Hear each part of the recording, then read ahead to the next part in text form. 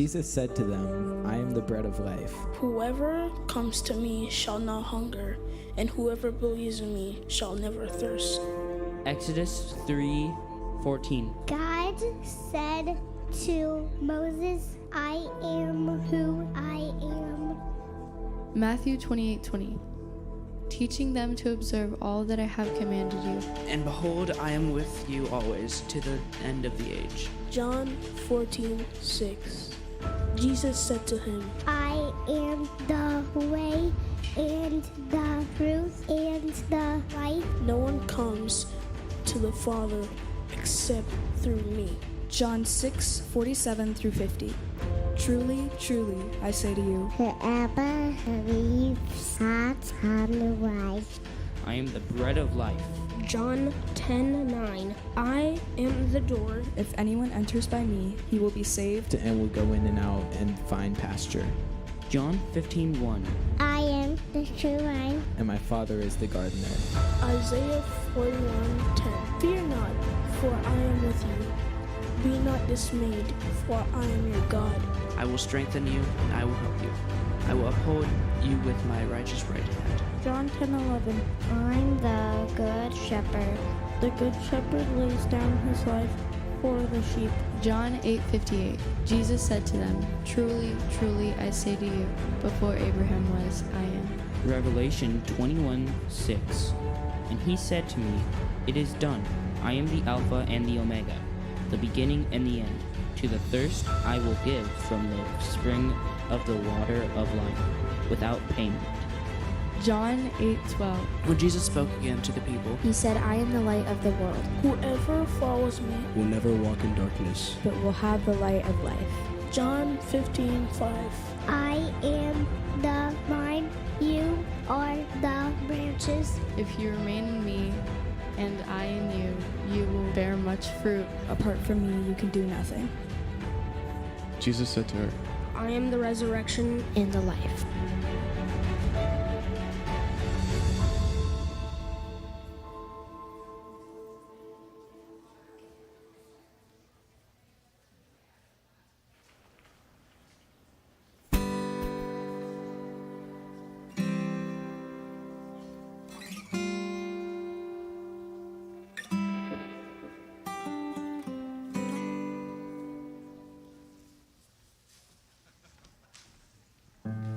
Well, good morning. Welcome to Shoreline. We're so glad you're here with us this morning.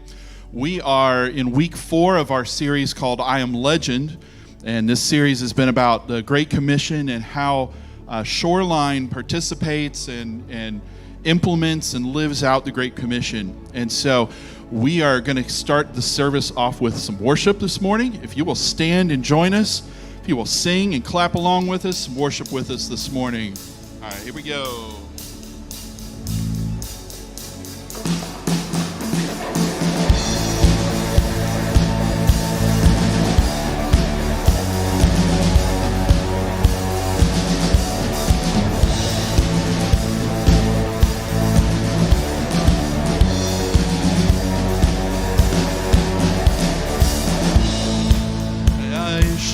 Counts a new beginning. As distant hearts begin believing,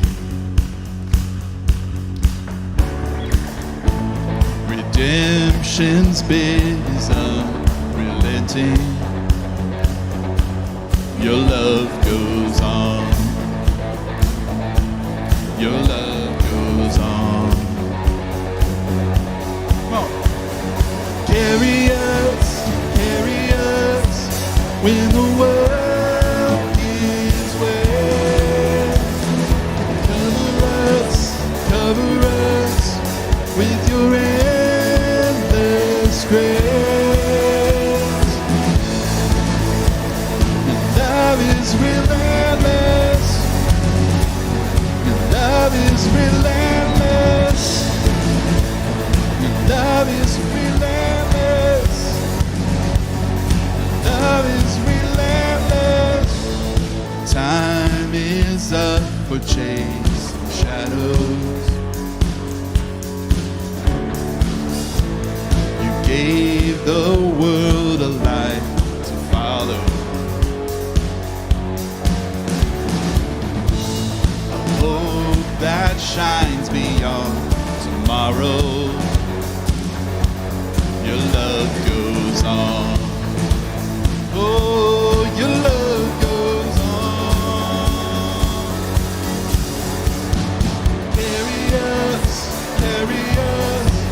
when the world gives way. Oh, you cover us with your endless grace.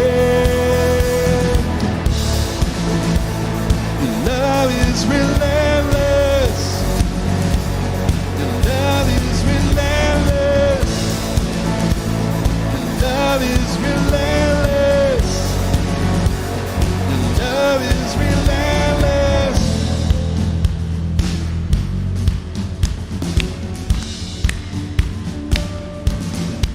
Come on, help us out.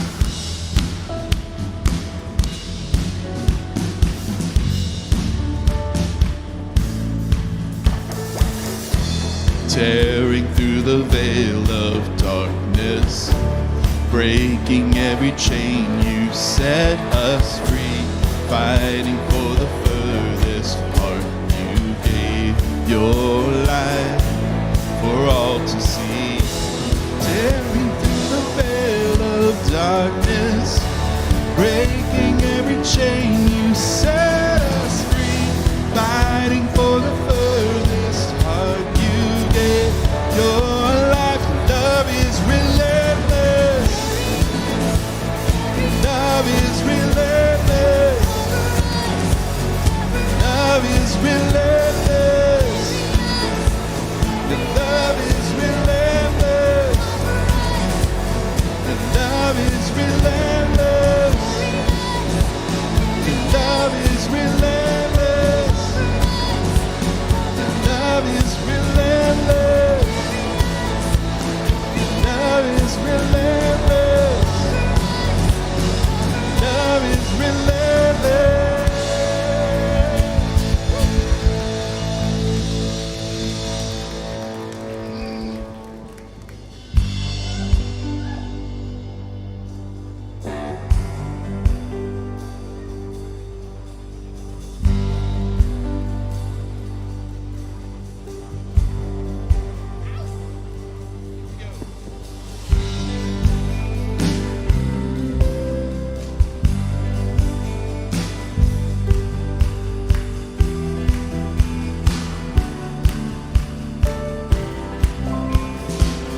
I give you glory for all you brought me through. And now I'm ready for whatever you want to do. I'm moving forward to follow after you. Now I'm ready for whatever you want to do. Oh, your presence is an open door. I want you, Lord, like never before. Your presence is an open door. Come now, Lord, like never before.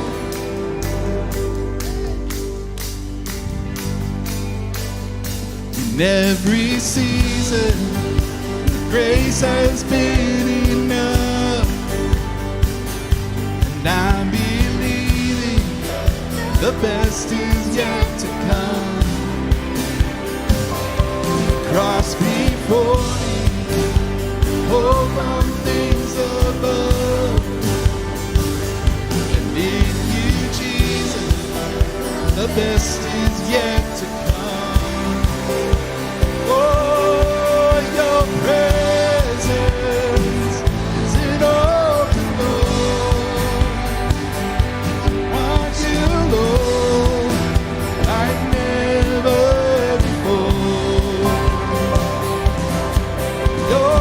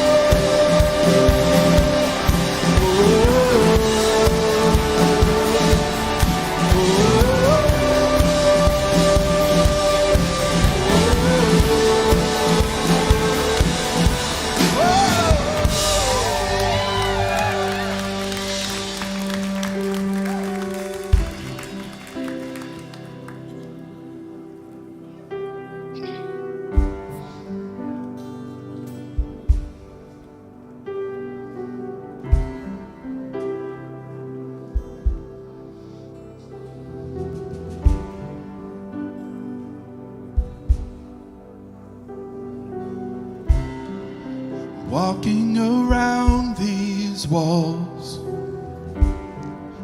I thought by now they'd fall, but you have never failed me yet.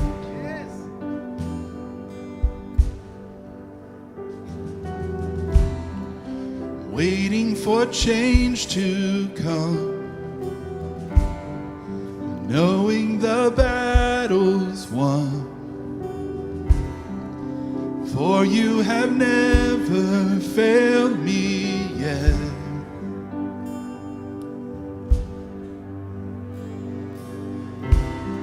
Your promise still stands. Great is your faithfulness, faithfulness. I'm still in your hands. This is my confidence. You've never failed me yet. Oh, you've never failed me.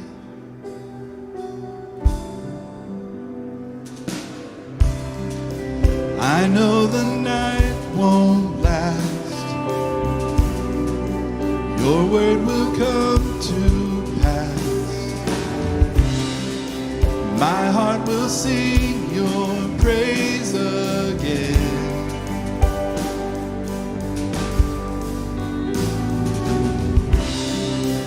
Jesus, you're still enough. Keep me within your love. My heart will sing your praise again.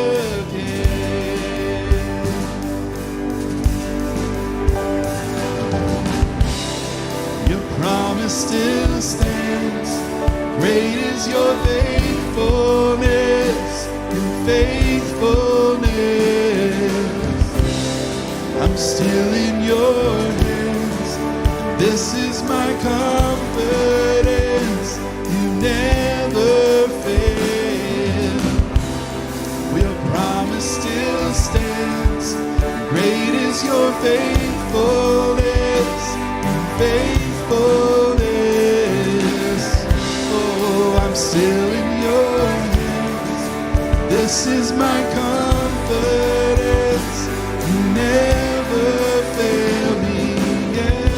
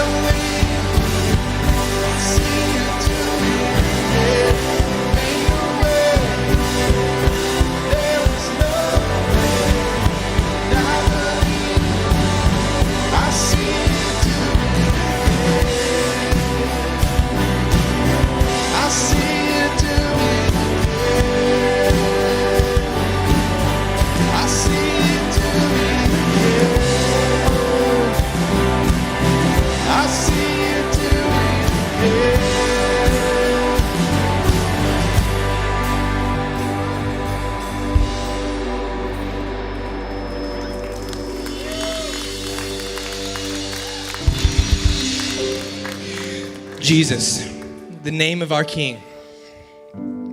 God, we've seen you do it before. We'll see you do it again. God, where there's been no way. I love that picture of the word breakthrough, God.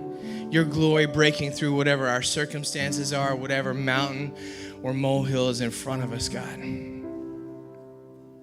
I thank you that you are moving those mountains, God. You are moving those walls. You're breaking those things down and helping the people here, God, in person, the people online, to move forward and to see your glory shine, Lord.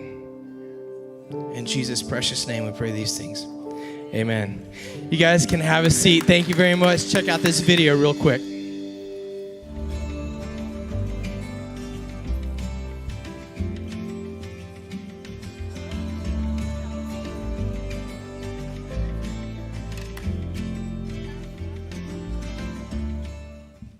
Oh my gosh, I'm getting so excited for Easter, guys. And speaking of gifts, unexpected gifts, I hope you guys have visited our Legends tent out front. Good morning, my name is Pastor Matt Metcalf. I'm the community pastor here at Shoreline Church, and we are in week 4 of the I Am Legends series. So we've been talking about our spiritual gifts, how God has uniquely wired and gifted each and every one of us. And we've had over 100 gifts tests taken out in the I Am Legends tent. Now, a lot of you guys have come and asked me a question. What's next, right? That's a super good question, and I feel the same way. See, when I get a birthday present, I cannot wait to unwrap that and see what I can do it with. This last year, I got a big green egg. How many of you guys like to smoke meat? Okay, I didn't even know I liked to smoke meat until I got that present. I've been like smoking so many, pork shoulders, ribs, whatever. Anyways, we want to give you guys a chance to use your gifts and become a legend here at Shoreline by joining one of our teams. You see, our teams are what makes Sunday mornings happen. It's what we use to reach out into our community and serve our community with no strings attached. So, if you're not already part of a team, I want you guys to go and fill out a volunteer application. It's super easy to do. You go to shorelinechurch.net/volunteer.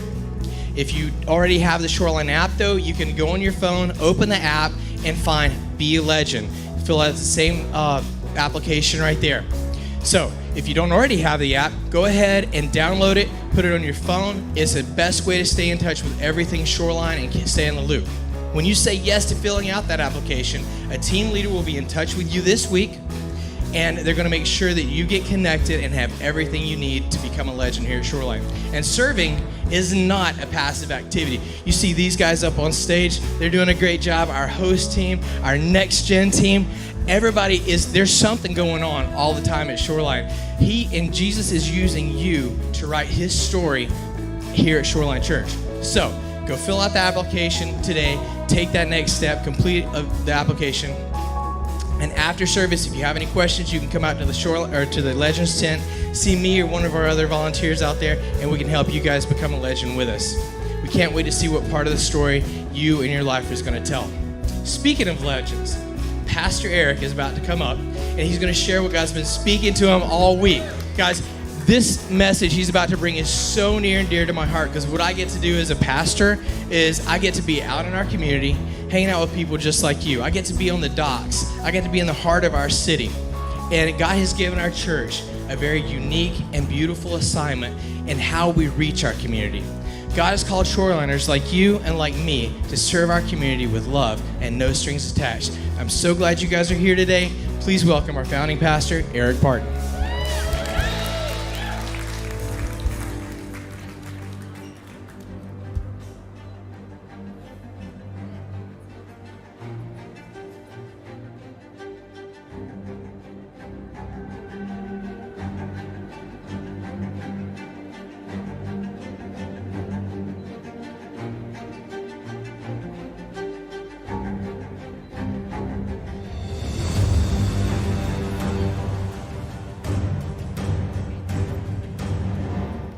Good morning.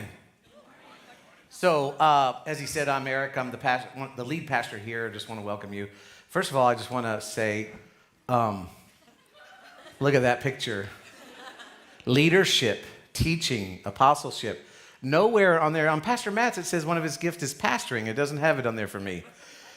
Because you know what I found out about ministry? Ministry would be awesome except for people. I'm just kidding. Talk about ministry. Did you guys notice Pastor Graham on the keyboard? You know what's funny about that is I woke up this morning and I had a fever and I thought the only prescription is some more cowgill. Thank you. You can go now. Get it? Get it? Okay, anyway. Hey, just welcome those that are watching on our online campus. Pastor AG, we'd just like to welcome you too. We're glad that you're in. You know that AG is out in Portland. I guess they had their big basketball tournament. I was going to, Pastor Robbie, her daughter, and Sean's daughter, they go to Baylor, so I was going to make fun of them, but because they lost yesterday. Nobody watches basketball? All right, anyway, so if you've been attending for the last month, you know we've been in this series called I Am Legend. And the series isn't necessarily, it's kind of embarrassing when they say I'm a legend, even though I tell that to my children all the time. But when Matt says it, it's kind of embarrassing because it isn't necessarily talking about us as legends, but as God, the great I am. He is the legend. And as we follow him, he invites us to be a part of this legendary story that's being written from the very first time that he called himself that. And if you don't know, it's the time that when God appeared to Moses as in the burning bush. Can you imagine being the first person that Moses tells about that? Hey, God spoke to me in a burning bush.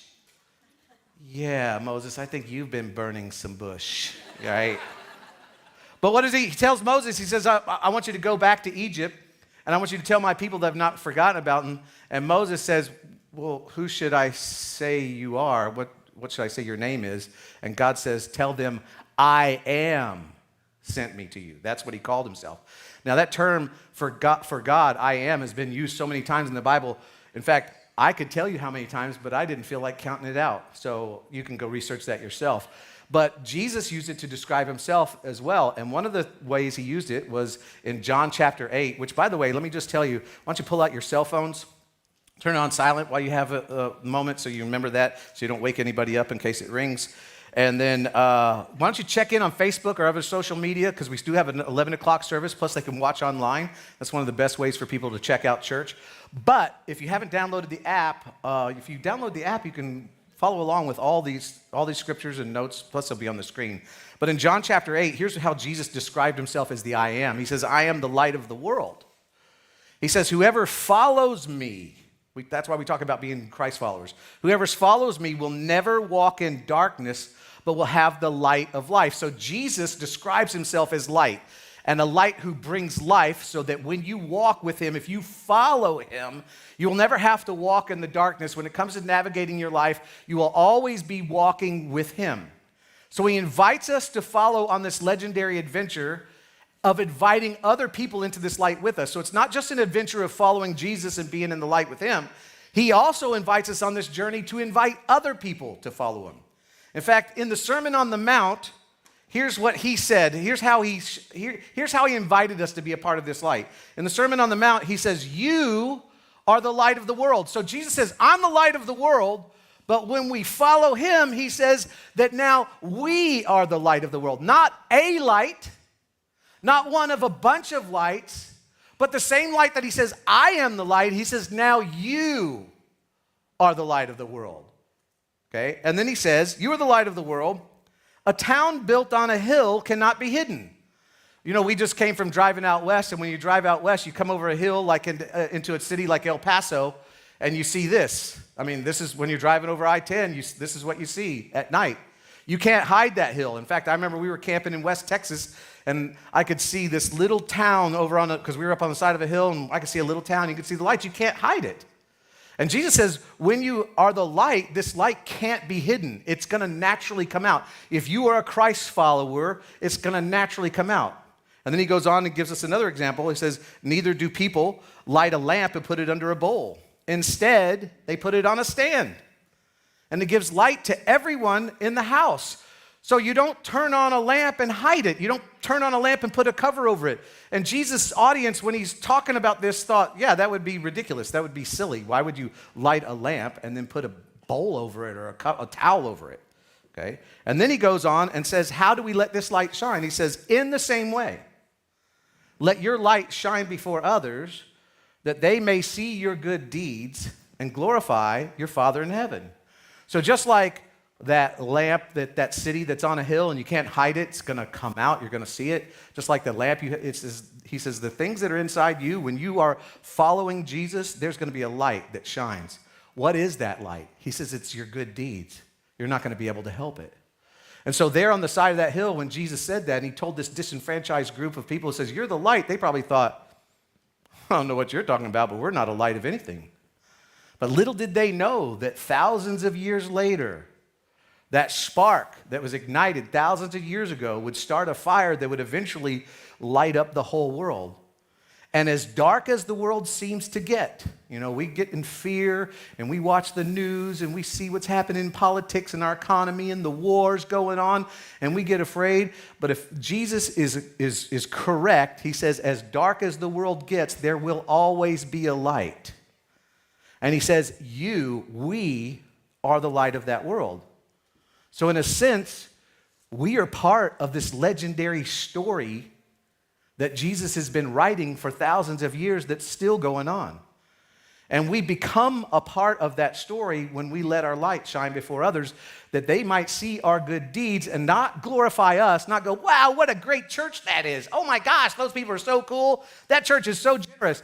No, but that they would see our deeds and ultimately look up and discover that there really is a Father in heaven who loves them. Now, one of the ways we do that is by serving with no strings attached. For example, coming up in May, I believe it's May 21st, is we have our annual Serve Day, where we go out and serve our community with no strings attached. We don't hand out tracts. We don't invite people to church. We just go where we serve in different capacities for different organizations. In fact, we call these organizations and go, what would be a game changer for your organization right now? What do you need done? Everywhere from the city. We've painted the parking lot at Destin Elementary. We've re-spruced up the Destin Museum, picked up trash along Highway 98, picked up trash along the bay, even building a playground for an a facility for at-risk kids after school care. So we do that through serving. Another way we let our light shine is through what we call irrational generosity. Through our initiatives. Now, our initiatives are about financially helping organizations when we do the same thing. We say, hey, what would be a game changer for you? And what would be a game changer for the people you serve? And we're talking about organizations all the way from around the globe to all the way locally. We've built schools in Africa. We've built freshwater wells in Thailand. We've rescued women caught in trafficking. We're a part of an organization that rescues women in trafficking in India. Now, because of COVID the last 2 years, our international initiatives have slowed down because many of our people that we work with were Americans. They had to come back to the States, but they're starting to open up again. In fact, we had a group of ladies that just went to Israel, right? Y'all were one of the first groups to get back into Israel, weren't you? So things are starting to open back up. So just so you know, come this fall, we're going to be introducing some of our international initiatives. We're already talking to our partners in different countries, Indonesia, India, Nepal, things like that, and seeing what they need. But COVID, when it happened, it allowed us to focus on local needs. And two of the major initiatives that came out of COVID that made an impact on our community are these two, specifically Grub Club, where we fed many of the young adults and people that work in the service industry down on the harbor. We did that all season long, as well as Church at Crab Island. Now, let me tell you a little bit why these things are important, okay? Specifically, let's start with Grub Club, okay? In a lot of churches in cities, so let's just take Church of the Highlands in Birmingham, Alabama. Anybody ever heard of them? Okay, they have an inner city campus. And in that inner city campus, they deal a lot with single moms who are on welfare. They deal a lot with homeless people, drug addictions, unemployment, things like that. And they have church services, but their services outside church services meet those needs. Now, that campus is not self-sustaining because it can't take care of itself. It can't pay for itself. And that's not a reason why you do that. You should never start a church or do a ministry because people will give, okay? In fact, Jesus said when you throw a party, invite people that can invite you back, okay? So when it comes to inner city, we don't really have that. In fact, we don't have much of a homeless population here in Destin. Any of you guys know Chatham Morgan? He's part of the Morgan family. He owns La Paz and he owns Local Market. We partner with him on many of things. And if you'll notice, they have a truck called American Lunch. And they started that so they could feed the homeless people in Destin. But what they found out was there's only 4. So there's not a lot of homeless people in Destin, which is commendable. But what we have to do is say, okay, what are the needs in Destin? What we feel like the needs in Destin are our young adults. Because we're such a party town, and I know I've raised 4 children, 4, how many do we have? 4 kids that became adults, and I know, and plus I grew up in this town. I know what it's like when you have 4 to 5 or 6 weeks of spring break. But you don't. You're not on spring break, but they all come here, right? Anybody? Anybody? You know what I'm talking about. And so we know that our young adults are at risk, so we've decided that we would focus on these young adults. Now, they may not need a food. What we're trying to do is show them that they're loved and they're cared about because they are at risk in our community, so we want to help them, not only feed them, we're working on scholarships to go to C school, on lots of things like that, how to manage your money so that you, when the summer's over, you don't end up in poverty through the winter, things like that. So that's why these initiatives are important. Church at Crab Island, same thing. Not necessarily because there's poor people out there, but because we want to change people's perception of God, but first we got to change their perception of church. So just sitting at Crab Island watching a 30-minute video of what happens inside this building causes some people to go, huh, if that's what church is like, because that guy's funny. Talking about Graham, of course. I would go to that church.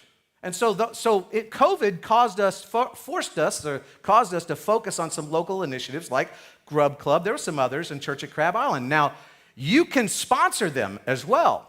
Now, I'm going to tell you about that a little bit later. So they aren't self-supporting, so what we do is we support them as a church.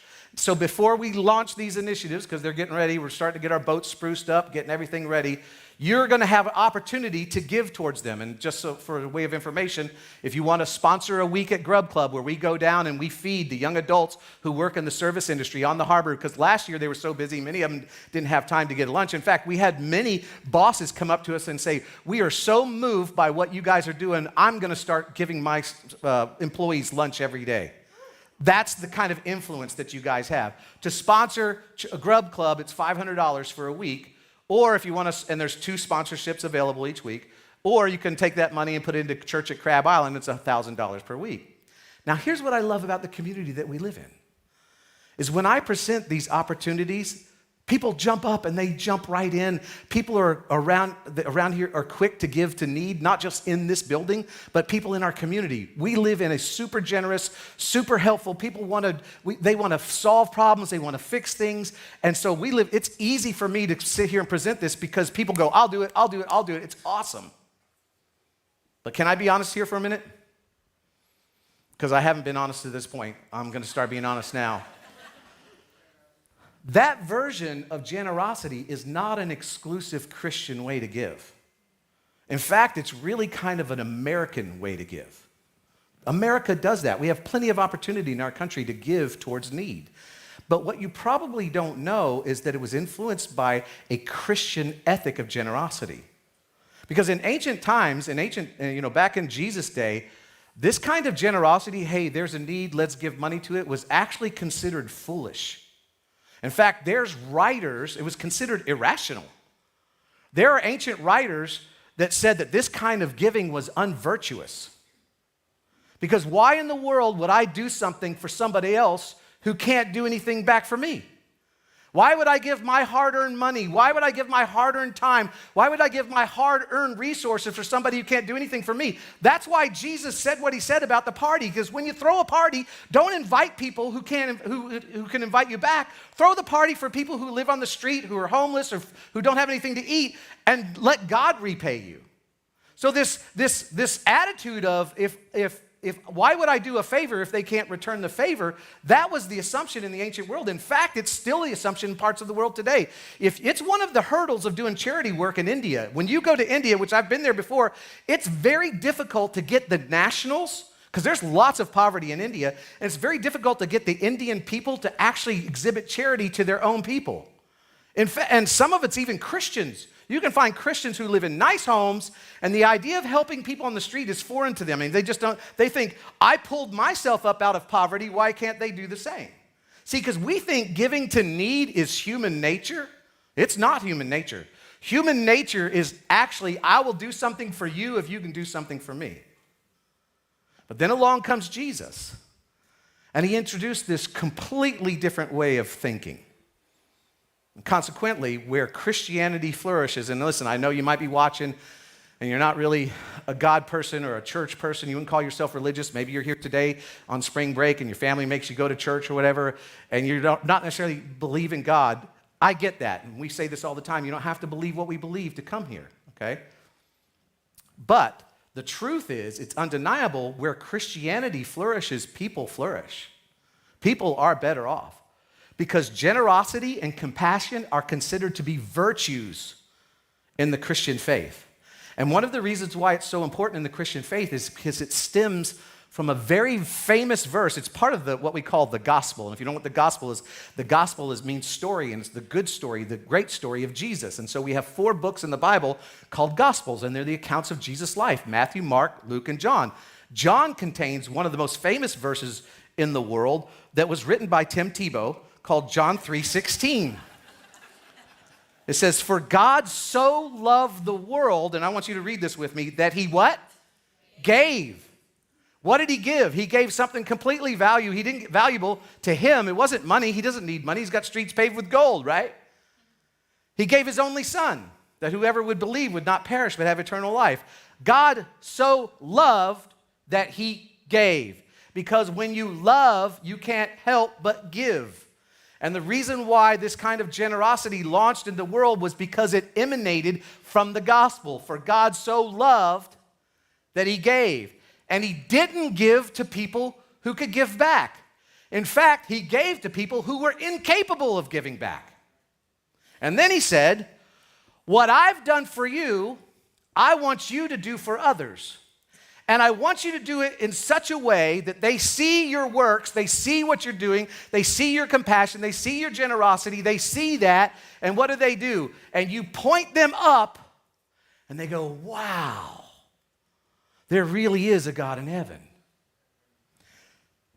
So I'm going to get a little blunt here, so here's kind of where I'm going with this, is that giving spontaneously to help immediately, okay, that is kind of what I call baseline giving or basic giving. And the reason why I picked basic is because when I was in high school, I was in pre-basic modern business math. Because remember, anybody take math and you were like, I just want to pass basic math. Anybody here? All right. What was basic math? They're like, we need you to get these fundamentals before we can move you to this really terrifying subject called algebra.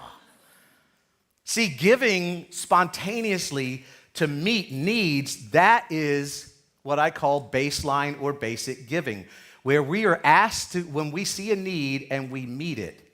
Now, our country, again, is full of opportunities to spontaneously meet immediate needs. And that kind of giving should always be part of a culture. In fact, that kind of giving is good for our culture.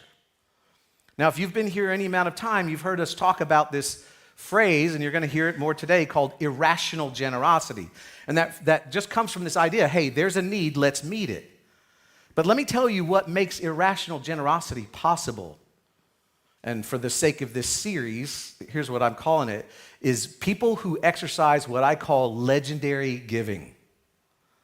Who exercise legendary giving. In other words, they're people that don't wait to be asked. They don't need an immediate need. They practice what I call planned percentage priority giving. That, in other words, they've planned, like they've decided ahead of time that I'm going to give.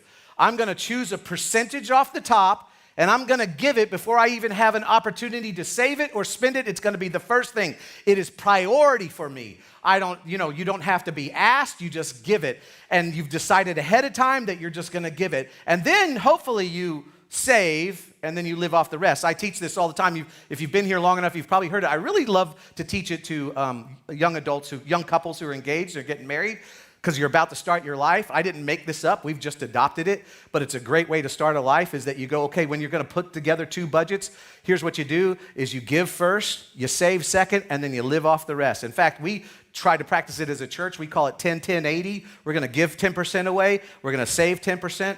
And we're going to try to live off 80%. Great way, if you're a young couple, you're about to get married, to start off that budget, okay?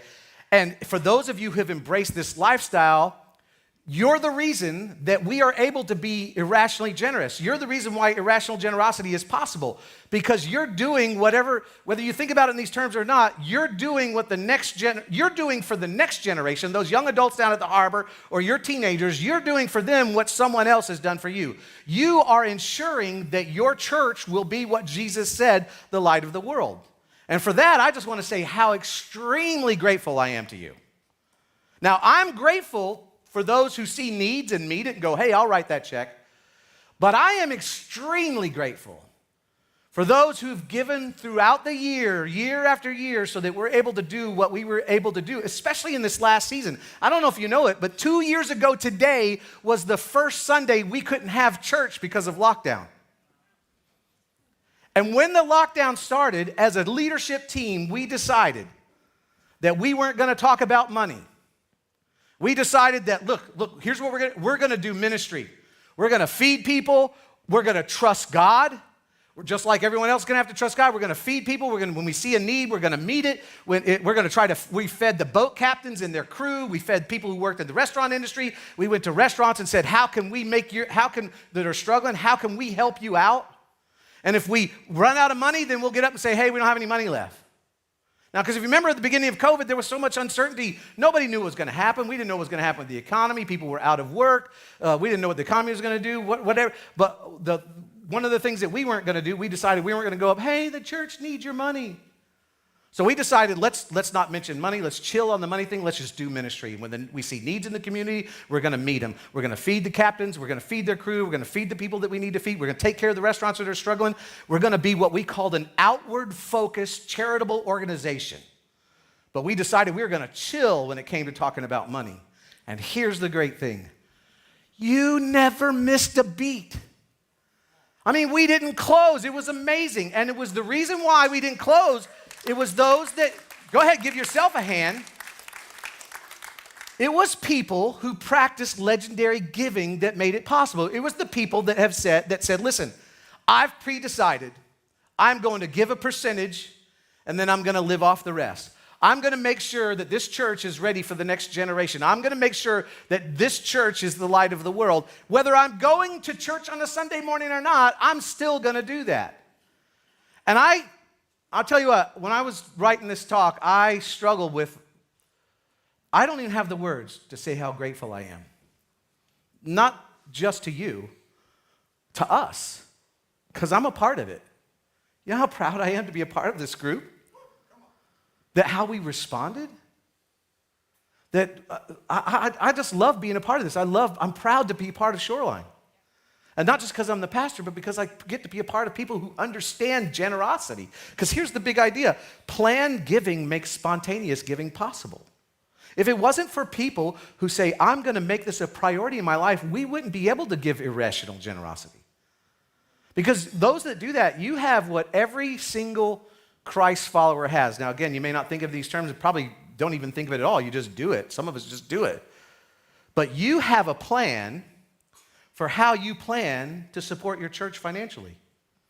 You have a plan for how you plan to support your church financially. And every single follower of Jesus, and now there's a difference between I'm a Christian or I'm a believer, because a follower, you can believe, the Bible says that even demons believe in Jesus. But a follower is someone who puts Jesus' words into action. And for those of you in that category, I just want to say thank you. Thank you to the group who understand that the church is the light of the world, and you pre-decided to fund and to support your local church, and you've done it consistently, week in and week out, and you're the reason that we're able to do what we do. Now, here's where I feel a little bit like a failure. Now, I don't say this to go, don't come up to me after church and go, oh, Eric, you're not a failure. Don't get on my Facebook and go, oh, you're so awesome. You do that all the time anyway. You know, I'm not looking for sympathy, and this is really on me because I'm the leader and I'm responsible, but this is really baffling to me. But actually, you're going to find that this is true in most churches. But here's a statistic. About 20% of the people give 80% of the money in a church. See, this is why we didn't shut down during the pandemic. See, yeah, things were tight, and it would be tight for you as well if you lost 20% of your budget. That's why when I teach on finances, I'm like, when your cost of living, when your pay increases, don't raise your cost of living. You should have margin. In fact, the good margin is what I said before: 10%, 10%, 80. Give 10%, save 10%, live off 80%. What happens when you lose 20% of your income? You don't close down, right? We survived lockdown because the 20% of our people that gave the 80% of the money kept giving through it all. Here's what that means. That means that 20% of the people, if you call Shoreline Church your home, listen, if you're a guest here, this doesn't apply to you. If you go to church somewhere else, take the principles that I'm talking about and take it home because it applies to your church. But if you're a guest here, this doesn't apply to you. If you're part of Shoreline, this applies to you. Here's what this means. 20% of the people in this church have a plan for how they plan to support the church financially. And that to me is baffling. Now, I don't think it's because the 80% is greedy. I just think they don't have a plan. I don't think that the other 80% is ungrateful for what they get. No, I just think they don't have a plan. So if that's you, why not make a plan? And the reason why I'm bringing this up to you is because I don't want you to give the way the average American gives. The average American gives this way. There's a need. Something's pulling on my heartstrings. Let's write a check. And you should give that way. But you should give better than that. And here's why. It's natural for us to be spontaneous in our giving. It just comes natural. It comes natural for us to see a need and go, oh, I'm going to meet that need. And here's why. Because Americans in general prefer intervention over prevention. Let me explain that. Americans in general, by and large, prefer intervention over prevention. And keep that up there for a minute because I need to explain the difference in these two words. So intervention, enter, is in the middle of vention, okay? Prevention means before, so that's before a vention. You guys understand? I know, people said we're not deep. See, if you didn't understand that, it means we're deep. Let me put it this way. You ignore your health, and suddenly something happens, and you rush to the doctor to intervene, and the doctor says, you know, you could have prevented this. And you go, yeah, but I'm an American. We don't prevent things. We just intervene in things. We wait for there to be an emergency. We got any mechanics here? And ladies, when that light comes on your car, when you put duct tape over it, that will mean you will eventually be an intervention. You got a marriage and you won't do the work in the marriage of going on date night and talking and opening up, then what happens? You have to have a counselor intervene instead of doing prevention. I'm not against counselors. I love counselors. I'm glad they do the work. But if you prevented that from happening, you could put counselors out of business. No, nothing against counselors. But you know what? It's ingrained in our culture. In our culture, I've read some things about people trying to get out of their college loans because of the predatory thing. And the thing is that I've read some stuff about some people that they were continuing to pay their college loans, but they couldn't get help because they needed to not pay them for 6 months. That happened in the mortgage industry. Remember back when the mortgage industry crashed back in the early 2000s, and there was a whole big billions of dollars to help people with their mortgages, but you had to have missed 6 months of your payments. You had to walk away from your house. So those who are preventable, they're not rewarded. So what happens? It becomes in our way of thinking that it's better to intervene than it is to prevent. It's just how we live. But when you hear it this way, you think that's a foolish way to live. Because here's what our thinking is: if there's no problem to solve, there's no tension, then there's no motivation for me to be intentional about prevention. So it's just the way we live. And it's true. What's true is that's the way most Americans give. See, we give to solve a problem that we can see, rather than preventing a problem that we can't see. Now, both are necessary. We need to have both types of giving in our church, and you should have both types of giving in your life.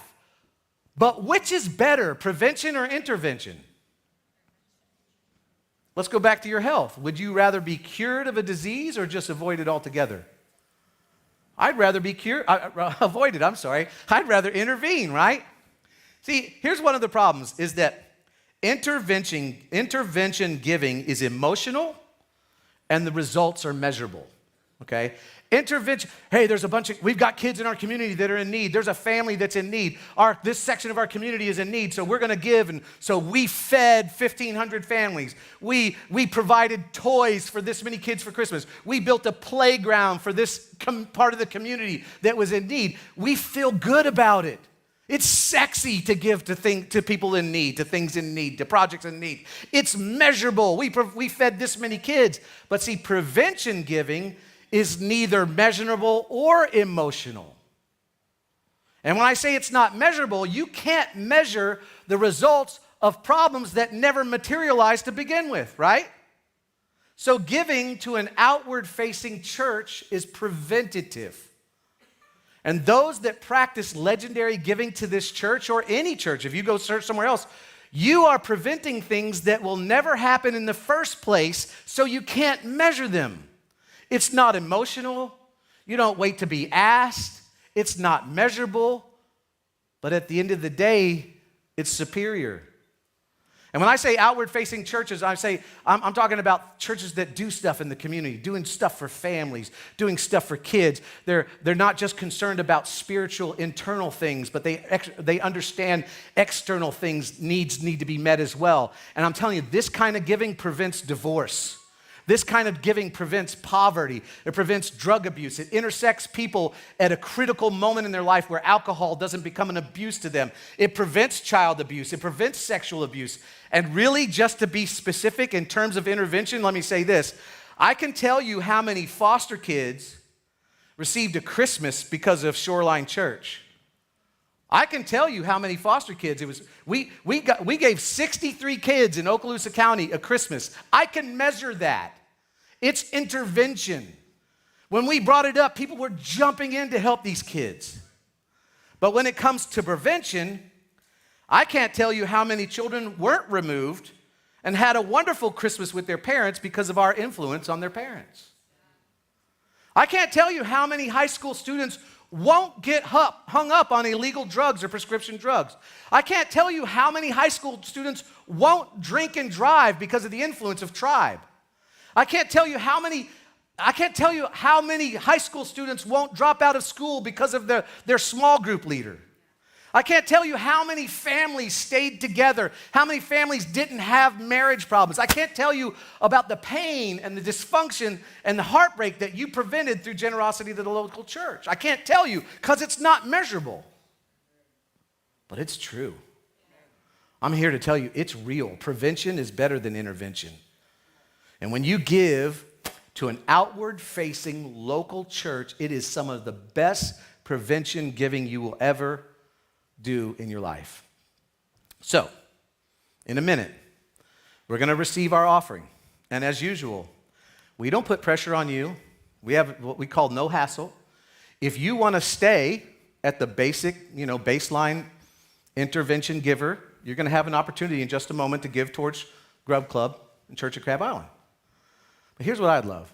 I'd love to see those of you that are in the 80% that don't have a plan for how you plan to support the local church to join the 20% that have a plan for how they plan to support the local church. In other words, I want the rest of us to become legendary givers. See, I want you to give better than the average American because you're better than the average American. You know how I know that? You go to Shoreline, right? I want you to give better. Listen, hear what I'm saying. I want you to give better, not more. I just want you to get better, or I want you to give more better than the average American. Because what? You know what? Because you're not greedy. You just haven't come up with a plan. You just haven't thought it through the way I've talked about it. So here's the simple solution. Pick a percentage.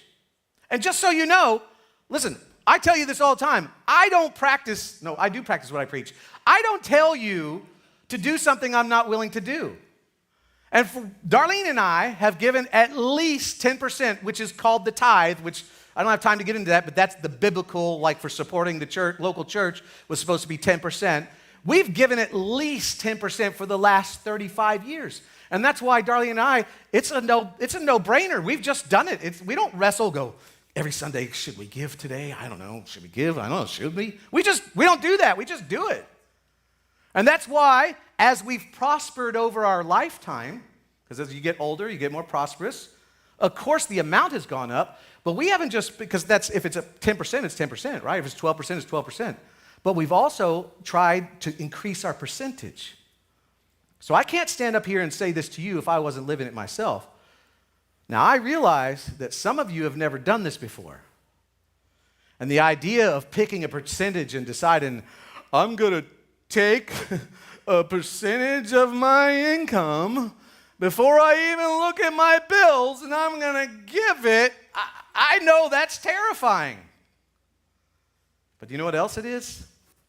It is the most physical, tangible way to do what Jesus has invited you to do as a follower. It is the most visible, tangible way to do what he said when he said to seek first the kingdom of God. It is the most visible, tangible way to help accomplish the work of God in your community and the world. So I just want to challenge you. And look, if you can't, you don't have to do 10%. Not everyone is as awesome as I am. Now, you don't have to do a 10%, but if you can't do 10, start smaller, start somewhere, and then just pick a percentage and then just decide, I'm going to give this first and I'm going to increase it as I prosper. Because basically what I'm asking you to do, and if you're a guest here, again, this doesn't apply to you, but what I'm asking you to do is take the training wheels off of your giving, because you already give. You're not greedy. But you can become a legendary giver, and I don't think you're opposed to this. I don't think you're against this. You just maybe haven't been challenged with it. Maybe you just haven't heard it this way before. You just haven't done it. So if this is your church, the easiest way to do this is, number one, is you can go to our app, and on the app, it says giving right there. Just circle that. Where it's circled, you don't have to circle, just press it. And that'll take you where you can give and sign up for recurring giving. Now, easier than that is on your table, everyone has one of these. And it's a QR code. If you just take a picture with your phone, it'll take you right to our giving site where you can sign up for recurring giving. Okay? And if you're visiting from another church or you're watching from another church, I guarantee your church has a way to do this, okay? Just find out what it is. And maybe you're here this morning and you're watching online and you're a Christ follower, but you don't really go to a church. Let me challenge you. Find a church in your area that's doing what I've talked about, an outward-facing church that is doing things in the community, and then begin to do what I'm talking about. You don't even have to go there. If you're going to continue to watch online, you go, I go to that church, but I don't even go. Then go, but just support them, all right? Because this isn't about the church wants your money. I just want you to be that kind of legendary giver. So sign up for recurring giving so you don't have to think about it. So it just becomes a percentage, planned, priority giving. In fact, let me just say it in the most crass, obnoxious way I know how to do. And for those of you who are like, I was waiting for that. Here it is. Don't procrastinate, automate. Don't procrastinate, automate. All right? Last thing. If you don't trust me, or you don't trust us, or you're like, oh, I see what you're doing, Eric. You're taking your phenomenal speaking skills and trying to influence me to get my money. I see, because you got me all figured out, all right? Then find a place you do trust. Find a church that you do trust and give there. I just don't want you to miss out on the opportunity to be a legend, be a part of the legendary story that God is writing in our community and the world. And I'll make this promise. Listen, you will never miss money that you give to a good cause.